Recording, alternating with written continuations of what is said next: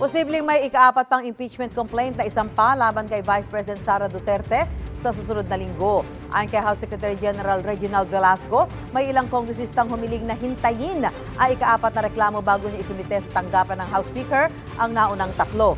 Bine-verify pa rin daw ng tanggapan ni Velasco ang mga naunang impeachment complaint na isinampa noong December 2, 4 at 19. Nagugat ang impeachment complaint sa paglustay umano sa confidential funds ng Office of the Vice President at Department of Education kung saan dating Secretary si VP Duterte. Dati na iginiit na bise na walang mali sa paggasta ng confidential funds at handa raw siyang harapin ang impeachment complaints. Gusto mo bang mauna sa mga balita? Mag-subscribe na sa GMA Integrated News sa YouTube at tumutok sa unang balita.